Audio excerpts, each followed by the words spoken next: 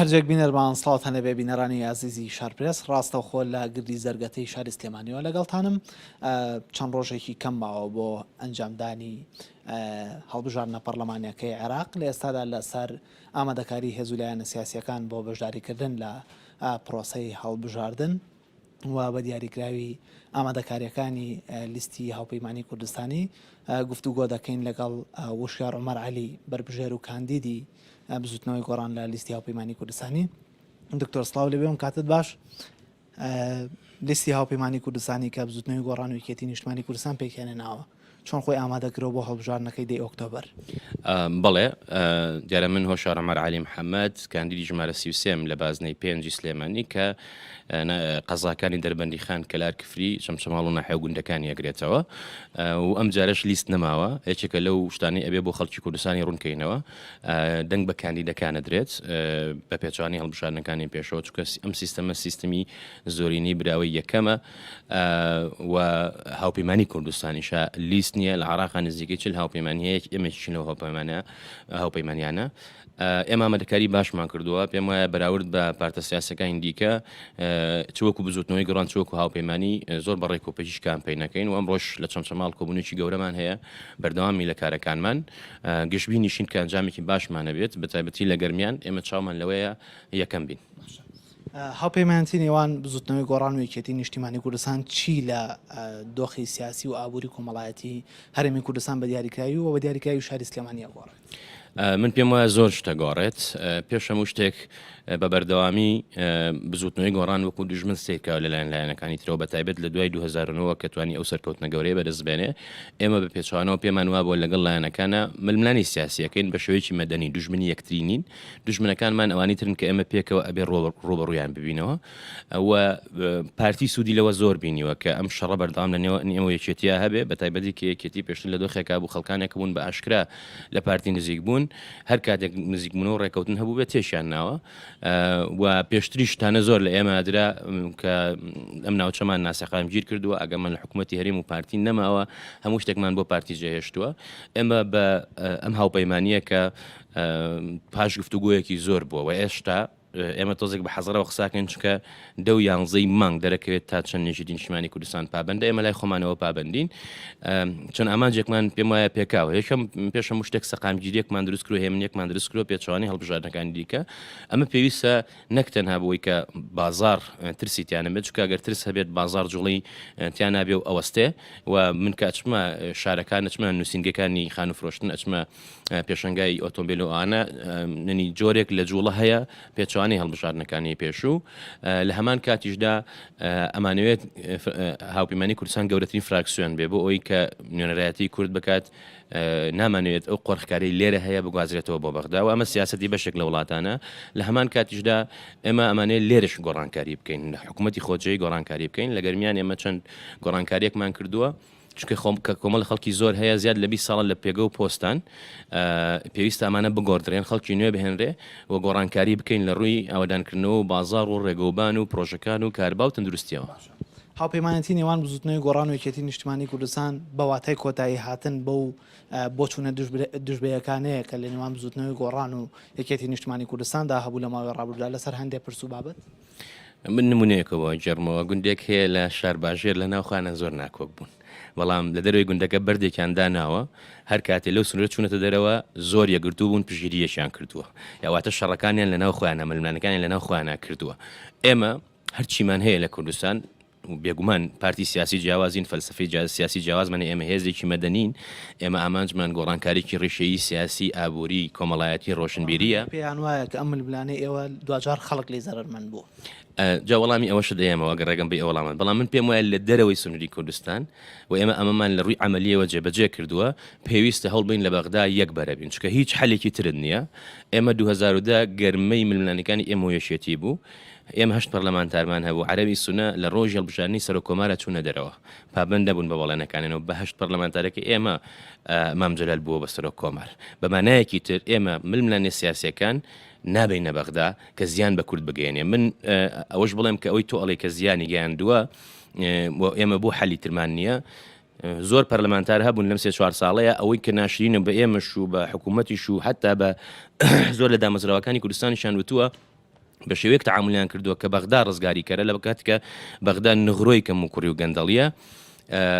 بەڵام کە هاتە سەر بودجە کە هاتە سەر دادگای فیدراڵی وەکو یەکێتی و پارتی دەنگیاننا هیچ فەرقێکی نەبوو بۆ چونکە شیعە بە یەکەوە دەنگەلا سونە دیفاع لە یەکتریەکە تۆش وەکو کوردێک پێویستە دیفاع لە یەکەی ئێمە ئەگەر تەماشای ئەم کەمپەینە بکەی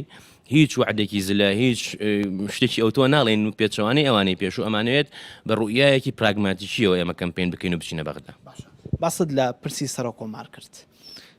بەڕێزت پێشتر ڕادگەیاند بوو کە ئەم پۆستی کوردەوە لە ناوی شاری یەکێتی نیشتیمانی کوردستانە. ئەگەر هاوسەنگی هێز نەگەڕێتەوە بە تایبەتی لە سلێمانیدا ئەم پۆستە پێ دوایە لایانی تر ئەیبات؟ خۆی دووشت هەیە یەکیان عەرەبی سونە بەتەمای ئەم پۆستن بە تایبەتی حەلبوسی لۆبی بووەکە لێرە و لە دەرەوەی عێراق لە وڵات عەرەبیەکاندا ئەمە شتێکی مەترسیدارە. بۆ چونکە کاتی خۆی کە دەستوری عراق نووسرایەوە ژماری ئەندامانی ئەنجومەی نوێنەرانی عراق 275 بوو بەبێ کوردی شتێک ناکرا 2010 کردیان بە 328 بە کەمینەکان و 329 بۆ یەک کورد لە ڕووی تەرازوی هێزەوە زۆر لاواز بوو ینی زۆرینە و کەمینەیەک دروست بوو تۆ ناتوانێت ڕێگری لە هیچ یاسایەک بکەی ئەمەش هەڵەیەکی استراتژی پارتی بوو ئەو کاتە تارە قاشمی ڕەتی کردو قبولی کا بۆ سونە بە تەلەفۆنێکی بایدن بارزانی ڕازی بوو بەوە باشە نابێ ئەم پۆستە بکوێتە دەست سونە چونکە ئەگەر تۆ ئێستا سەرۆکی پەرلەمانی وەرگری دوایی بە زۆرینەیەک لێتە سەرنەوە یاخود زۆرینەیەکی وای عەرەب ببێ تۆ هیچ دەسەڵاتە نابێت چۆن ئێستا لە پەرلەمانی کوردستان سەرۆکی پەرلەمانێکێتیە بەڵام لەبەرەوەی زۆرینەی لەگەڵانیە هیچ دەسەڵاتێکی ئەوتۆی نییە ناتوانێت ئەجەنداکان دیاریکە پرۆژەکان دیاریکە پرۆژە یاسایەک باتە پێشەوەکە بۆ نەمەبەستیانە لە هەمان کاتیشدا پارتی جاری پێش و هەوڵیە سەرکەوتونەوە لەوەی کە بۆ نەفوات حسێن بێ بە سەرۆک کۆمار ئەم جارش ئەوان بە ئاشکرا ئەڵێن ئەم پۆستە هی کووردە بەڵامی حزبێکی دیاریکراو نییە حزبێکی دیاریکراوی دیکە یەکێتیە ئێمە وەکو بجووتنەوەی گۆڕان نە چاومان لەوەیە نە لە ڕووی با بڵێن ژماری کورسیشەوە ئەتوانین بۆ نمونە داوای ئەوە بکەین ناشمانوێ بەڕاستی لەسەر هەوڵەکانی پارتی دیموکراتی کوردستان بۆ بەدەستهێنانی ئەم پۆست پارتی لە دوای ریفراندۆمەوە کەوتۆتە گۆشەگیری و شکستێکی گەورەی دیپلۆماسیەوە ئەوێت ئەو دەرگایە لە خۆی بکاتەوە جاریشی کە لە ڕێگەی سەرۆک کۆمارەوە و بە ئاشکراش کاری بۆەکەن ئێمە پێمان وایە ئەوە مەترسیدارە کاتی خۆی ناکوکی گەورەی نێوان باڵی ریفۆرم و با بڵێن نێشێتی پێش دروستبوونی گۆڕانیش ئەوە بوو کە سەرۆکی هەرێم و سەرۆکی حکوومەت درا بە پارتی کە ئەمە هەڵەیەکی استراتیژی بوو ئەبوو سەرۆکی حکوومەت یان هەرێم لا یەک حزبێکی دیکە بێن نەک پارتی بێ کە قۆرخی دەسەڵات و پەیوەندەکان و نەوت و دۆسی وەزارەتی ناوخۆ هەموو ئەو شتانە بکە نامانوێت ئەم پرسە لە بەغداش وابێ و ئەمەش بەوە ئەبێ کە ئێمە هەوڵ بین گەورەترین فراکسیۆن بین بۆ ئەمەش پێویستمان بە دەنگی خەڵکە لە دوای هەڵبژاردن پارتی دیموکراتی کوردستان لەکوێ استراتیژێتی یاوپەیمانی یەکێتی و گۆڕاندا دەبێت ئێمە یەکێک لە ئەو شتانەی کە جیامان نەگاتەوە لەلایەنەکانی دیکە پێشتر ئەو ململانەی نێوانێکێتی و پارتی هەبوو یا شەڕی ناوخۆیان ڕێکەوتنی استراتیژی دابشکردنی پۆست ئێمە هەردوو ئەومان ڕەت کردەوە کە لە نێوان ئەوەیە ڕێگەیەکی دیکە هەیە کە بە استراتیژیکی نیشتیمانیەوە کە بەغدا قوڵای استراتیژی ئێمەیە من شتێک بڵێم کە من پێم وایە ئەو 100 ساڵە کە ئێمە هەوڵمان نا کۆمەڵی زعفمان هەبوو لە ڕووی سیاسی و دیپلۆماسی و عسکەری و ئابوووریەوە لە دەستورە ئەمە چەسپێنراوە کە کوردە بێ بەشێک بێ لە بڕیاری سیاسی دیپلۆماسی عسکەری حتا کللتوری و با بڵێن بوارەکانی دیکە چەند جار پارتی کشاوەتەوە بایکۆتی کردووە بایکۆت استراتیژیکی فاشیلە ئەمە شێتیە تۆ 100 ساڵ شەڕ بکەی بووی بەشداری بڕیاربی بەڵام دوای بەدەستی خۆت بیتە دەرەوە ئینگلیز قسەیەکیان هەیە ئەڵێ ئەوەی نائامادەیە هەمیشە لەسەر هەڵە ینی هیچ کاتێک حەقی نایەت کە چۆڵی ئەەکەی خەڵکی کێتە شوێنەکەت پڕکاتەوە ئێمە ئەمانوێ ئەم ڕوئایە بگۆڕین ئەگەر بمانەیە ڕوبەڕووی ئەو کێشانە بین بۆ لە ناوچەکەیە هەیە هاتنی تورکیا وەکو نمونەیەک ئەبێ لە بەغدا ئەو شەڕ بکەین و ئەمە ڕوئایەکە نەوشیرا مستەفا پێشتر باسی کردووە باست لە کۆچکردو نەوشیرا مستەفا کرد بۆ چوونێکەیە لە ناو خەڵکدا دەڵێ لە کاتی وجودی نەوشیرا مستەفادا بزوتنەوەی گۆڕان بە 25 کورسی بە 24 کورسیەوە نەیتوانی کۆمەڵە گۆڕانکاری گەورە بکە ئێستا لە غیابی ئەم کارکتەرە سیاسیەدا ئێوە چیتان پێ دەکرێت من پێم وایە گۆڕانکاری زۆر گەورە کراوە ئەوە یەکێکە لەو شەڕە دەروێنێنی بەرامبەر بە بزوتنەوەی گۆڕان نەکرێت ینی جیهانی ئێمە وڵاتی ئێمە پێش گۆڕان دوای گۆڕان دوو دنیای جیاوازە قەتیش ناگرێتەوە بۆ پێش گۆڕان کە هیچ ڕوبەرێکی ئازادی نەبوو کە هیچ هێزێکی ئۆپۆسیۆن نەبوو کە هیچ ڕاگەیانێکی ئازاد نەبوو باشە کە خەڵک ئەگیرا و خەڵکە کوژرا و کەس باسیشی نەئەکرد زۆر جار یعنی دوو دنیای زۆر جیاوازە زۆر جار ئێمە کە لە ناوخۆی خۆمانین وەکو چۆن ینی بۆقێکەیە لە چاڵێکە بەستەروی خۆی بینێ جیهان نابینێ ئەو ڕوویات تەسکە بە شەڕێکی دەرونی بەرامبەر بە ئێمە این کراویا وا بێ ناکرا گۆڕانی شوکو ئێمە وایە لە لایەن لایەنەکانی دیکەوە بەڵام من پێم وایە ئەگەر لە کوردستانیش بچینە دەرەوە سەیری راپۆرتەکانی وەزارەتی دەروی ئەمریکا بکەین کە ساڵانە بڵاوەکرێتەوە لەسەر بوارە جاجاکان ڕێکخراوی هیومن ڕایتس وۆچ ئەمنستی ئینتەرناشناڵ ڕێکخراوەکانی دیکە وشەیەک نییە کە گۆڕان زیانێکی گەیان دەبێ لە پزیشکیە یاسایەکە ئەڵێ یەکەم جار زیان مەکەێن ینی کە نەخۆشێکێتە لای دکتۆر پێویستە دڵنیا بێت نەخۆشی چیە پێشەوەی شتێ بکا کە زیانی پێ بگەێنێ ئێمە نەک زیانمان نەبووە ڕێگریمان لە زۆر شت کردووە وەکو نمونەیەک باسیەکەم دەستوری کوردستان بە باڵای بارزانی دوورا بوو و بە پێی مادەی 64 بۆی سفرە کردەوە ئیتوانی 8 ساڵی سەرگوێ من پێم وایە نوشنا مستەفا و گۆڕان نەبوونایە ئەو دەستورە پەسەند دەکرات چکە لە پەرلەمان ڕۆشت بەبێ ئەوەی گفتوگۆ بکرێ و بارزانی هەتا سەرۆکە بوو لە ماوەی ڕابردوودا مە پێوە زانیارانی کە دەستی شارپرێس کەوت ئاراستەیەک لە ناو بزوتنەوەی گۆڕان لە ناو سەرکردایەتی بزوتنەوەی گۆڕاندا داوای ئەویان کە سزای ئەو پەرلەمانتار و هەڵسوڕاوانەی خۆیان بدەن کە لەسەر پشتی بزوتنەوەی گۆڕان گەشتونەتە پەرلەمان و لە ئێستادا بانگەشەی هەڵبژاردن بۆ بزوتنەوەی گۆڕان و هاوپەیمانێتی ناکەن ئەم بابەتە بەکوێ گەشتووە خۆی یەکەمەوە خەڵک سزای یاون پێم وایە ئەگەر ئێستش بە تەواوی درکیان پێ نەکرد بێ ساڵێکی کە ئەبینن چیان بەسەریەوەکو خەڵکی دیکە کە پێشتر هەبوو چکە ئەوان بە گۆڕانەوە هێز بوون من ئەگەر گۆڕان نەبم من کەس پشیوانیم ئەوەی کە پەیوەندی بە سزادانەوەیە دوور ڕێی هەبوو ڕێیەک هەبوو سزایان بین ڕێیەکی دیکە ئەوان منی پابەند نەبوون بە بەڵێنەکانیانەوە مرۆڤ عادەتەن لە وجدانی ئەترسێ لەخوا ئەترسێ لە ناوبانگی خۆی و کەسوکاری ئەترسێ بنەماڵەکەی ئەترسێ ئەوان لە هیچی نەترساون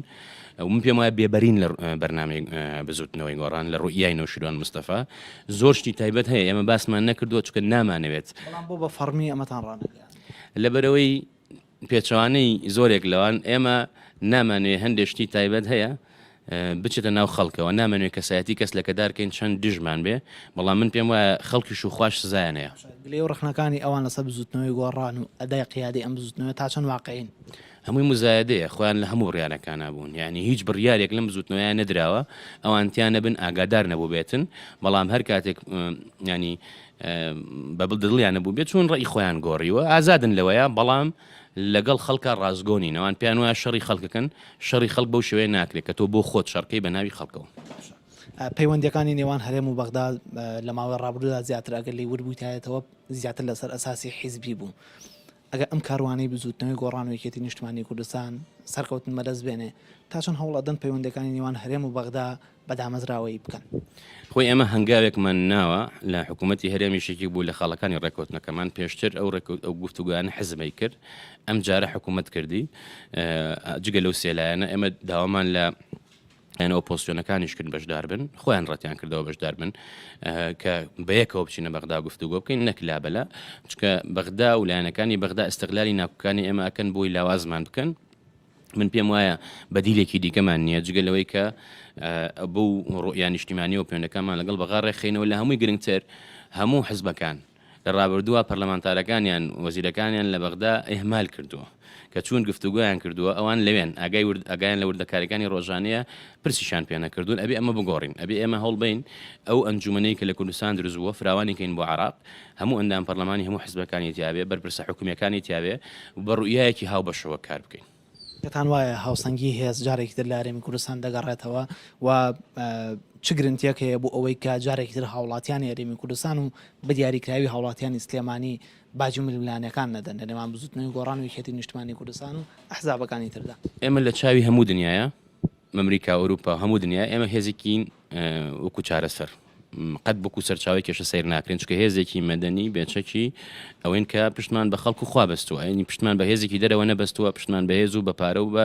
ئەوەی وەسیلانە نەبەستووە کە حزبەکانی دیکە پێیان بەستووە لەبەرەوە هەمیشە ئێمە بەشێکە بین لە چارەسەر چ لە سلێمانی بێت چ لە کوردستانە بێت چ لە بەغداش بێ و ئەمە ڕوئیایەکیشە کە بە بەردەوامی ئێمە کارمان لەسەر کردووە لە جیاتی ئەوەی بۆ جیاوازەکان بگەڕین لە بەغدا بۆ نەبوو خەڵ هاوبەشەکانمان بگەڕین لە هەمان کاتیشدا گەڕانەوەی هاوسەنگی هێز پێوەستە بە جێبەجێکردنی ئەم ڕێکەوتنامەی ئێمە هەمانە وەکوتم چەند ڕۆژیش کە بۆمان دەرەکەوێ لە هەمووی گرنگتر ڕەنگە ئێستا دۆخەکە جۆرێک لە ناومێدی تیابێ و هەندێک کەس بە ئەنقەست جاری ناومێدی بڵاوەکەنەوە بۆ ناومێدکردنی خەڵک بەڵام لە هەمان کاتدا من بۆ خۆم زۆر گەشت بینم بە تایبەتی کە ئێستا بەرەوە ئەچین چاکسازی لە هێزی پێشمەرگا بکرێت کە ئەوە کلیلی چارەسەرەوە 4 ساڵی ئایندە بۆ کوردستان گۆڕانکاری ئەجگار گەورە بەخۆیەوە بینێ. باست لە ناومێدی کردی وەکو بزوتنەوەی گۆڕان لە چارچەوەی هاوپەیمانیتیا تا چەند ئومێدتان لەسەر پشتیوانی خەڵک هەڵچنیوە لە کاتێکە هاوڵاتیان بەشێک لە هەڵسوڕاوانی بزوتنەوەی گۆڕان لە ماوەی ڕابردوودا گلەییان هەبووە لە ئەدایان بزوتنەوەی. من پێم وایە ئەوەی هەڵسوڕا و دەنگدەری گۆڕانە من دوێنێ شەو لە دەربەندیخان بووم یەک دوو هاوڕێ تۆزێک بە توندیش باسی ئەویان کرد کە لە ناو گۆڕانە 12 ساڵیان بەسەر بردووە ڕوبەڕووی زۆر کێشە بوونەتەوە بەڵام لە بەرامبەردا گۆڕان وەکو پێویست نەبووە. من پێم وایە ڕخنەکان و گلەیەکان بەجێ ئێمە لە چاوی خەڵکەوە سیاسەتەکەین لە چاوی حزبەوە سیاست ناکەین. خودی نەوشیران مستەفاش کە لە ناوێکێتیش بوو لە دیدی حزبیەوە سێری بازار و پەروەردە و بوارەکانی دیکەی ناکرد سێری گۆڕانکاری و چاکسازی ناکرد لە چاوی خەڵکەوە سێریە کرد. ئێمە پێمان وایە هەندێک جار خەڵکی خاتریشمانەگرێت کە موکوڕیمان هەیە ئەتوانین پێکەوە چاکیان بکەین. زۆر سپاس. بەڵە بەڕزان ئەوەی کە گوێبیستی بوون وتەکانی وشار مەرعەلی کاندید و بەربژێری بزوتنەوەی گۆڕان بوو لە چارچەوەی هاوپەیمانەتی نێوان بزوتنەوەی گۆڕان و یەکێتی نیشتیمانی کوردستان لە کاتێکدا و باز لەوە دەکات کە لە ئێستاشدا تا ئێستاش دڵنیانین لەوەی کە ئایا یەکێتی نیشتیمانی کوردستان لە چارچەوەی ئەم هاوپەیمانەتیە تا کۆتایی ڕێگاکە بەردەوام دەبێت لەگەڵیان یاخودنەوە هاوکات باز لە گەشتبینی دەکات لەوەی کە جەماوەر و هەڵسوڕاوان و دەنگدەرانی بزوتنەوەی گۆڕان پاڵپشتیەکی گەورەی بزوتنەوەی گۆڕانن و لە کاتی ئەنجامدانی هەڵبژاردنە پەرلەمانەکەی عێراق کە بڕیارە لە 10 ئۆکتۆبەر ئەنجام بدرێ هاوڵاتیان و هەڵسوڕاوان و ئەندامانی بزوتنەوەی گۆڕان پاڵپشتیەکی گەورەی بزوتنەوەی گۆڕان و هاوپەیمانی نێوانێکێتی نیشتیمانی کوردستان و بزوتنەوەکە دەکەن.